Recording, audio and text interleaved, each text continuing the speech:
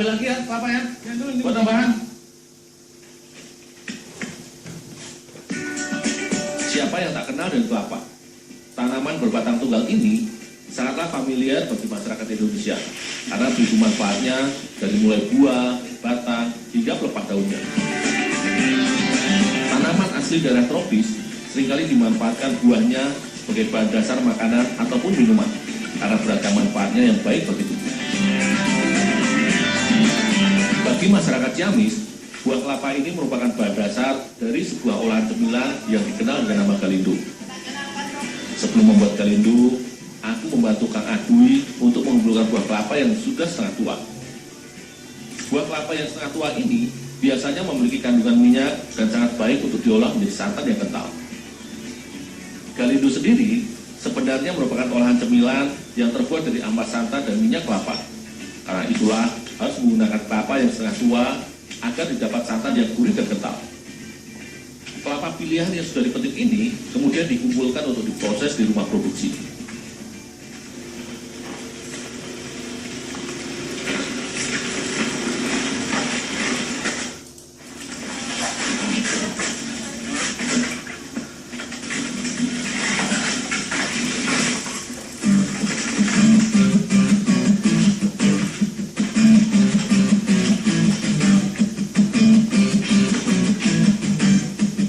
Kabupaten Ciamis memang dikenal akan olahan cemilan Galindonya. Salah satu pengrajin Galindo yang cukup tua dan dikenal akan olahan produknya yang cukup variatif dan inovatif adalah Galindo merek Doyan, milik Pak Haji Endut di daerah Sukaraja.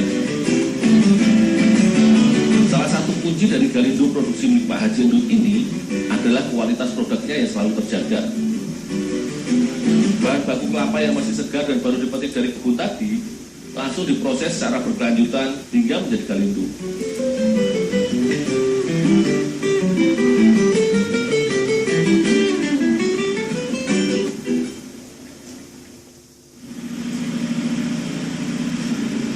Untuk membuat Galindo, kelapa awalnya harus dibuat santan terlebih dahulu.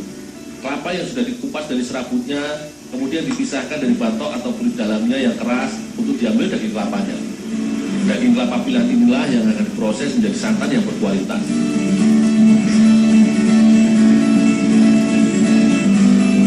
Rumah produksi yang sudah berdiri sekitar tahun 1984 ini hampir setiap harinya membutuhkan sekitar 1.000 butir kelapa untuk diolah dan diproduksi menjadi Galindo serta minyak kelapa. Karena itulah daging kelapa kemudian diparut dan diperas hingga menjadi santan yang kental dengan bantuan mesin yang telah dimodifikasi agar kuota produksi terpenuhi.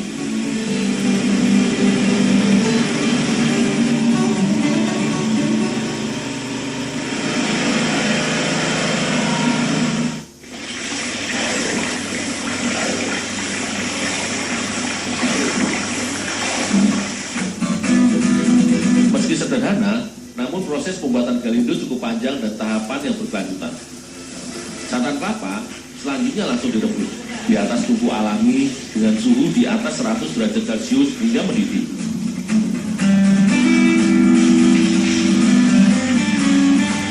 Santan kelapa mengandung air, protein, serta lemak yang cukup tinggi. Proses perebusan dengan suhu tinggi ini akan membantu penguapan air yang masih terkandung di dalam santan kelapa.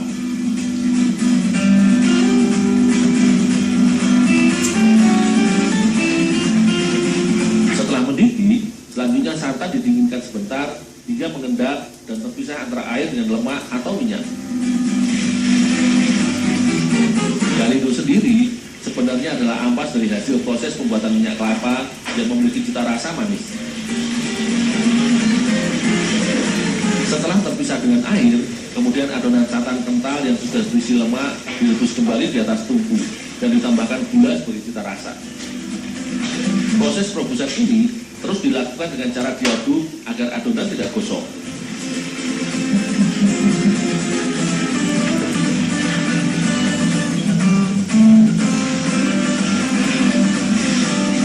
Santan yang telah dimasak selama 1 jam ini akan terpisah menjadi minyak kelapa dan adonan ampas. Adonan ampas ini kemudian disaring dan dipisahkan dari minyak kelapa. Adonan ampas inilah yang disebut Galindo atau di daerah Jawa biasa disebut glundung.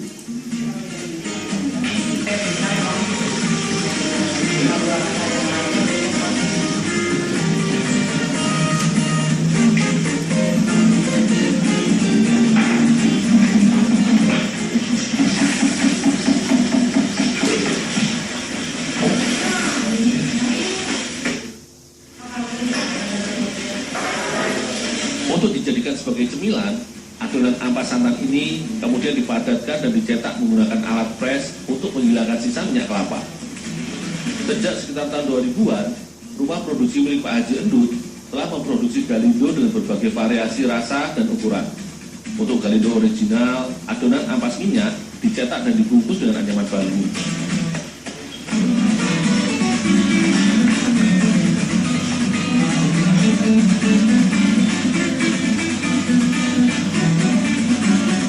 Sementara untuk varian Galindo aneka rasa, adonan ampas minyak diberi tambahan susu atau selai pisang sebagai isian serta penambah cita rasa di tengah adonan sebelum dicetak di dalam alat press yang berbentuk bulat.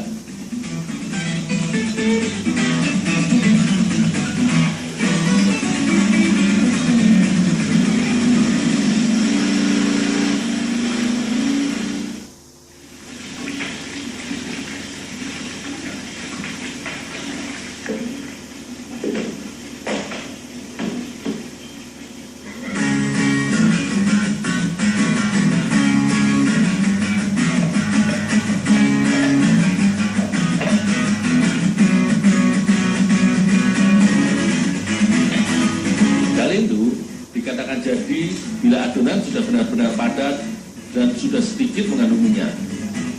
Galindo bubuk yang sudah dicetak dan ditekan sekitar sehari semalam akan menjadi adonan padat dan kalis. Sebelum dikemas dan dipasarkan, Galindo harus dirapikan setiap sisinya terlebih dahulu.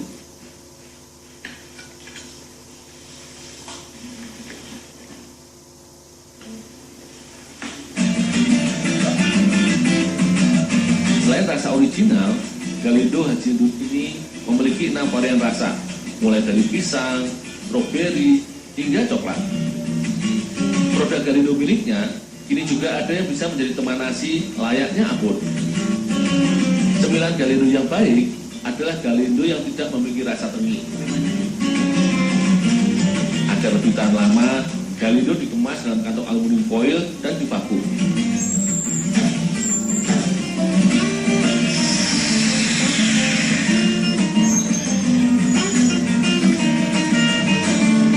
Galindo dengan merek dagang Goyangku ini tidak hanya dipasarkan sekitar Ciamis saja. Galindo juga akan dikirim di berbagai kota di Jawa Barat seperti Tasik hingga Bandung. Rasa Galindo yang legis membuat cemilan ini pas dinikmati di berbagai kesempatan sekaligus menjadi oleh-oleh saat berkunjung ke Ciamis, Jawa Barat.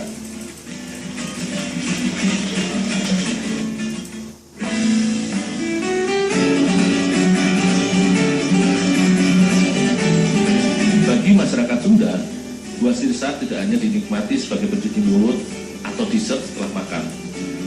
Buah yang masih satu famili dengan buah nangka dan buah sukun ini juga dapat diolah menjadi salah satu bahan masakan yang menggugah selera, yaitu sayur sirsak. Olahan sayur sirsak yang akan aku buat bersama Ibu Iju harus menggunakan buah sirsak yang sudah tua, tetapi belum matang sempurna. Buah sirsak ini, daging buahnya masih keras sehingga tidak hancur saat dimasak nanti. Sejarah mencatat, buah sirsak dibawa pertama kali untuk ditanam di Indonesia oleh Belanda dari benua Amerika. Buah sirsak ini cukup digemari karena sensasi serta cita rasanya yang khas dan segar.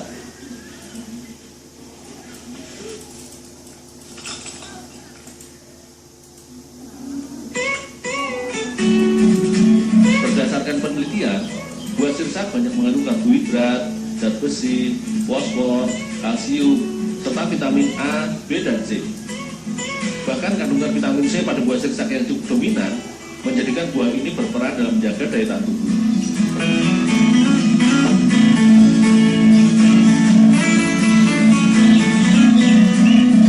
Sebelum diolah, buah sirsak harus dikupas dan dibersihkan dari bijinya. Karena dalam biji sirsak mengandung senyawa alkaloid yang cukup beracun. Senyawa ini seringkali dijadikan biopestisida alami.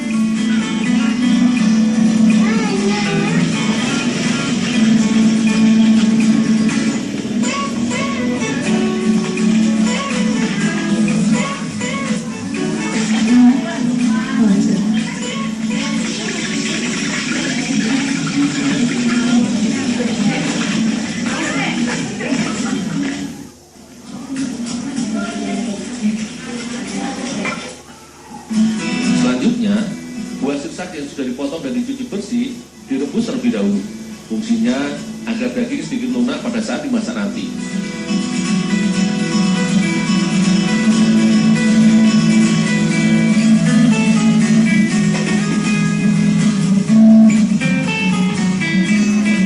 Sementara Ibu Iju menyiapkan bumbu sayur, aku membuat santan untuk mencampurkan kuahnya nanti.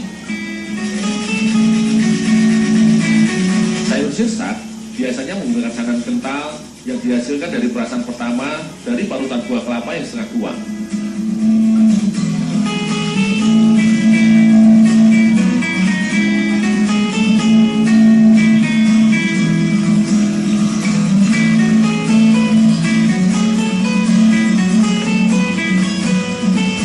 Tahapan dalam membuat masakan sayur sirsak ini sebenarnya hampir seperti sayur lodeh.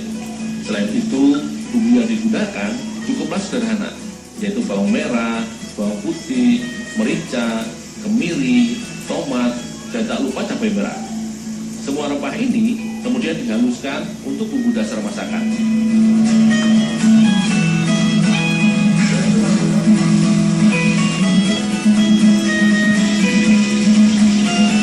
Bumbu rempah yang sudah dihaluskan kemudian ditumis dengan sedikit minyak dan dimasak hingga matang.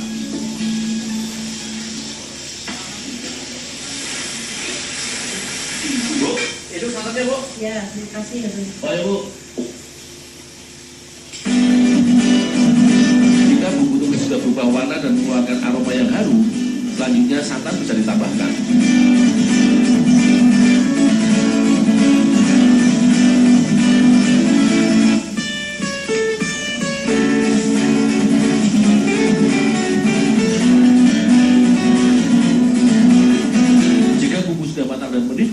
Barulah buah sirsak yang telah direbus dan sedikit lunak daging buahnya dicampurkan ke dalam kuali bersama kuah santan. Buah sirsak dimasak hingga daging buah lunak dan bumbunya meresap ke dalam. Ya.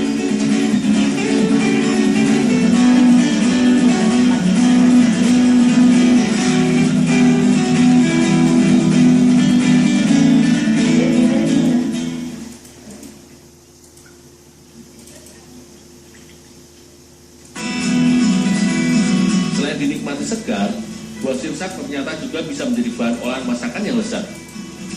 Meski secara tampilan hampir sama dengan sayur lodeh yang terbuat dari buah nangka, namun rasa dari daging buah sirsak yang cenderung segar karena rasa kandungan vitamin C ini memberikan cita rasa tersendiri dalam balutan kuah santan kental dan gurih.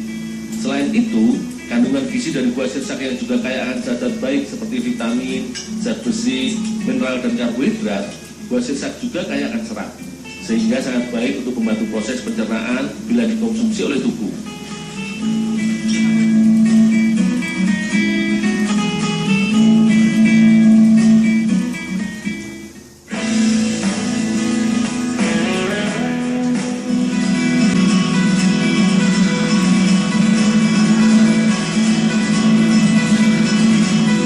Di sepanjang ruas Jalan Warung Pete yang menghubungkan Bandung dan Kabupaten Garut ini terdapat banyak kedai yang menjual beragam jenis sayuran dan buah. Seperti Ibu Juleha yang sudah 10 tahun berjualan buah-buahan di warung depan rumahnya ini. Berbagai jenis buah yang dihasilkan masyarakat Garut dan daerah sekitarnya menjadi barang dagangan yang memenuhi warungnya. Jenis dagangan yang dijual Ibu Juleha tergantung musim buah yang sedang dipanen petani di sekitar Garut. Saat ini, buah jeruk Garut, alpukat, hingga buah sawo Walanda menjadi buah yang paling mudah didapati di sini. Untuk lebih menarik pelanggan, buah-buah diikat dan dirangkai menjadi rentengan sehingga bisa digantung dan lebih menarik minat pelanggan yang sedang lewat. Di bulan Januari hingga Maret, kawasan ini sedang dibanjiri oleh buah sawo Walanda yang biasa disebut sawo mentega atau buah campoleng dan alkesar. Buah berwarna kuning cerah ini memang dikenal sebagai salah satu jenis buah tangan dari masyarakat Garut. Selain biasa dimakan langsung, buah bernama latin Muterina sapesina ini juga bisa dijadikan bahan untuk membuat kue.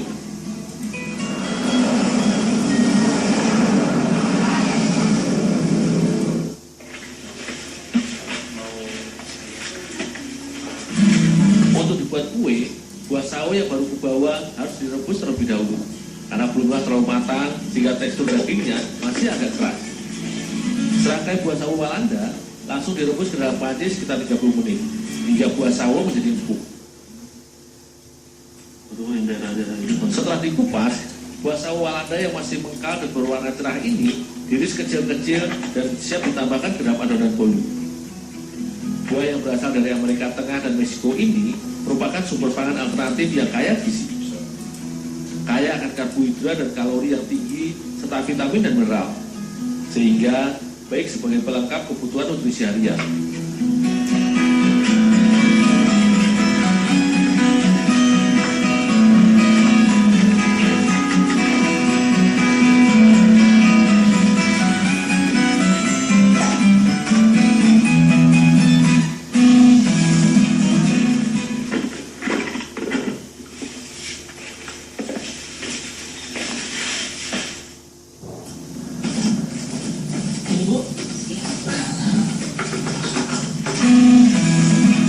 Adonan kue bolu dibuat dengan mencampurkan gula yang dikocok dengan telur bersama pengembang.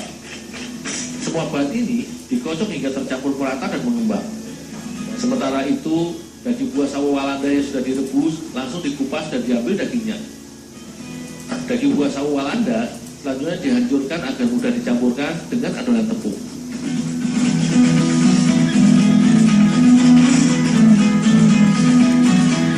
Dengan aroma dan warna yang khas, daging buah sawo ini berguna sebagai pemberi aroma dan penambah rasa yang khas dari kue bolu yang dibuat. Mentega cair juga ikut ditambahkan untuk membuat adonan kue menjadi empuk. Sebagai pelengkap, tepung terigu turut dicampurkan ke dalam adonan untuk membuat tekstur kue menjadi lebih padat. Semua bahan yang sudah tercampur merata selanjutnya akan diletakkan ke dalam loyang agar mudah dimasak. Potongan buah sawo segar disusun di bagian bawah loyang yang kemudian ditambahkan dengan adonan bolu sedikit demi sedikit. Potongan buah sawo dapat ditambahkan lagi dan ditutup dengan adonan bolu hingga semua bagian loyang terpenuhi.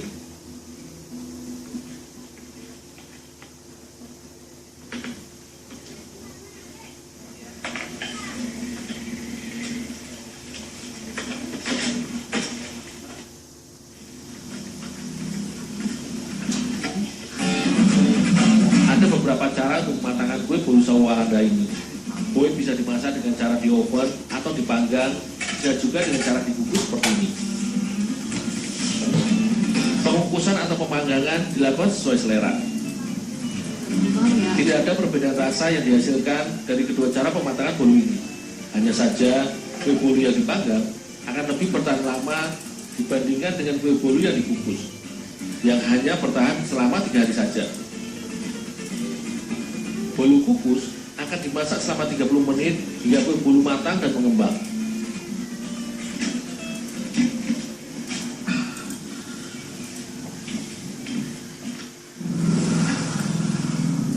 Rasa buah sawo Walanda yang khas sangat besar berpadu dengan adonan kue bolu yang lembut. Pemanfaatan aneka buah segar seperti sawo Walanda dalam pembuatan kue ataupun puding seperti ini bisa menambah rasa dan manfaat lebih dari makanan yang kita konsumsi.